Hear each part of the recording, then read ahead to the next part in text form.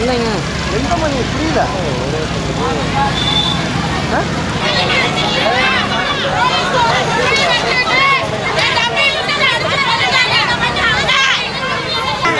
ஒரு மணி நேரம் அமைதியாக உட்காருங்க. வேலையா இல்லைங்க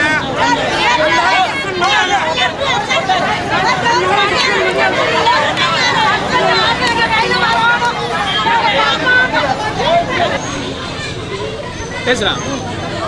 திருச்செங்கோட்டில் நரிப்பாலத்தில் சேர்ந்தவங்க சார். நாங்கள் நேற்று நைட்டு வந்து எங்கள் தெருவில் பசங்களுக்குள்ளே அடிதடி ஆகி போச்சு. தெரு ஆரம்பத்தில் இருக்கிற ஒரு வீட்டில் இருந்த பையனும் அவனுக்கு வந்து ஏற்கனவே 3 மர்டர் கேஸ் அவன் மேலே இருக்குது. அவன் வந்து ஏரியாவுக்குள்ள பசங்களுக்குள்ளே யாரு கூடயுமே சேர மாட்டான். சேராத பட்சத்தில் அவங்க கூட எங்கே தனியாக கிடைச்சாலும் ஒவ்வொருத்தனையும் பிடிச்சி அடிச்சுட்டு இருக்கிறது அவனோட வழக்கம்.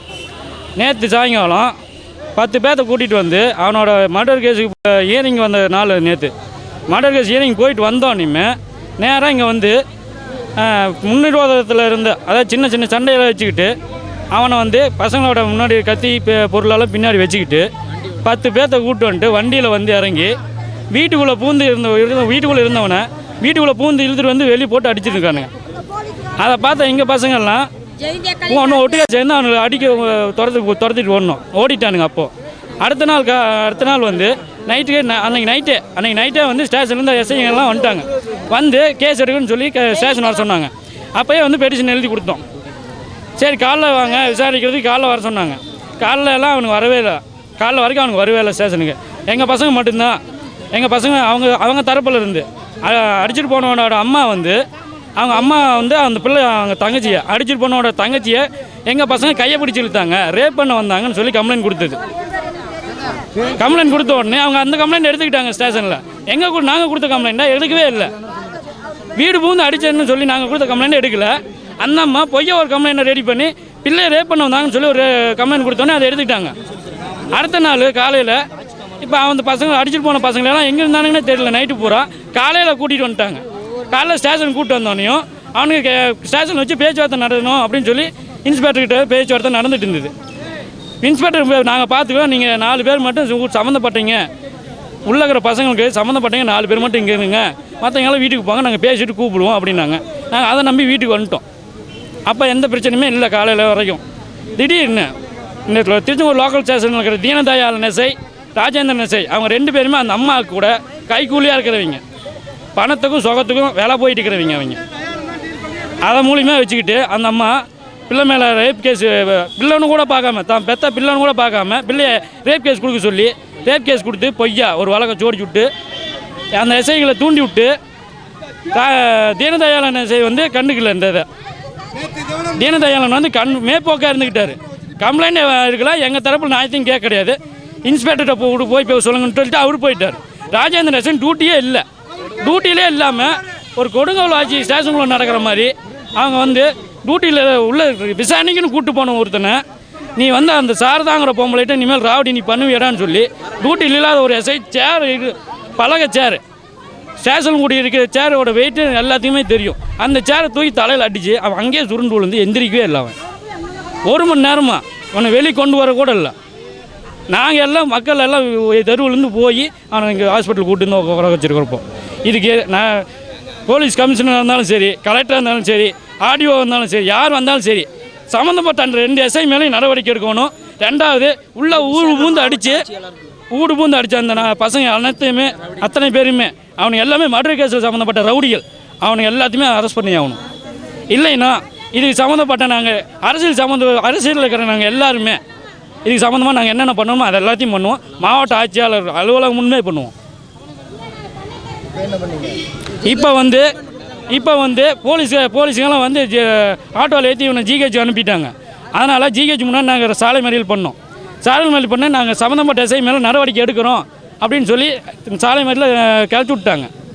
இன்னும் 1 மணி நேரத்துக்குள்ளே அவங்க மேலே ஆக்ஷன் எடுக்கல அப்படின்னா மாவட்ட ஆட்சியாளர் அலுவலகம் முன்னாடியே சாலை மறியல் பண்ணுவோம்.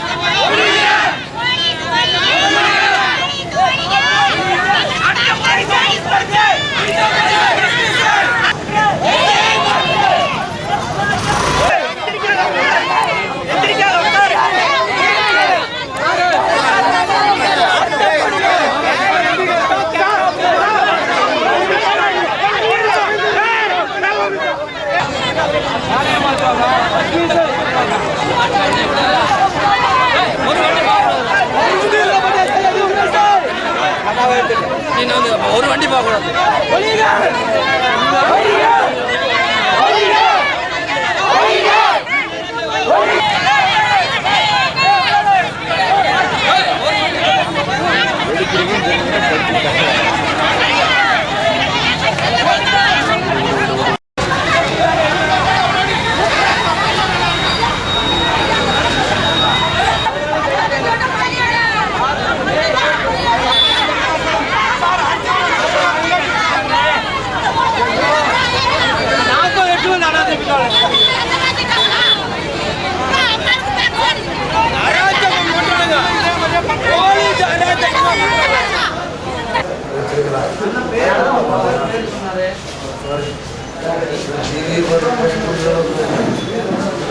டாக்டர்மா கொஞ்சம் சொல்லிவிட்டுருப்பா தம்பி.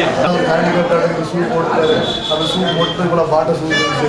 கட்ட ஷூ இந்த கூட லெதர் ஷூ இருந்தால் கூட பரவாயில்ல. அந்த கட்ட ஷூ ஆண்டிக்காட்டு கட்ட ஷூ மொத்த ஷூ போட்டுருக்காரு. எட்டு நெஞ்சா போச்சு, பவுது போச்சு. ஏன்னா அவ்வளோ பெரிய ஆள் அவங்க இங்கே எங்கே ஒன்றில் போடுறேன் உன் பட்டறை நான் எப்படி எடுக்கிறேன். அவர் ராஜேந்திர இருந்துச்சு. எப்படி உன் பட்டறை நீ நடத்துறேன்னு பார்த்துறேன். உன்னை திருட்டு கேஸ் போட்டு நான் உள்ள தரேன்டா. நீ எதுவுமே பண்ணலன்னா எனக்கு தெரியும்.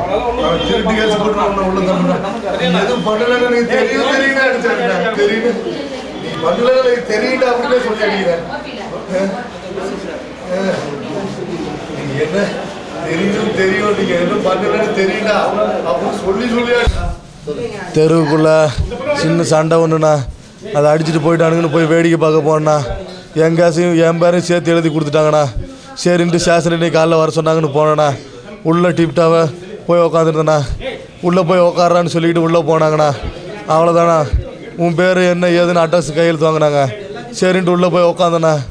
உள்ளே வந்தோடனே நீ அவ்வளோ பெரிய ஆளாடா சாதாடே மோதுற அளவுக்கு அப்படின்னு சொல்லி நெஞ்சா உதச்சி கண்டபடி திட்டி நான் என்கவுண்டர் போடுறேன் பாரா, நீ திருட்டு கேஸில் போடுறேன் பாரா, நீ எதுவும் பண்ணல எனக்கு தெரியும். ஆனால் இருந்தாலும் நான் உன்னை நான் திருட்டு கேஸில் போட்டு நீ எப்படா பட்டறை நடத்துகிற, நீ எப்படி நீ ட்ராவல்ஸ் வச்சு நடத்துகிறேன்னு நான் பார்த்துறேன்டா அப்படின்னு சொல்லி திட்டினார் அவர் ராஜேந்திர எஸ்ஐ.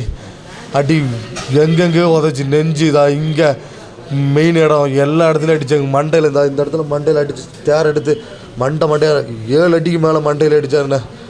மண்டையை அடித்து தலையாக உதச்சி கண்டபடி திட்டி என்னை விட்டுருந்தா என்னாலும் கொண்டிருப்பாங்க. நான் வெளியே வந்து இவங்க மாமா வந்து எட்டி பார்த்தனால தான் உயிர் பொழைச்சேண்ணா.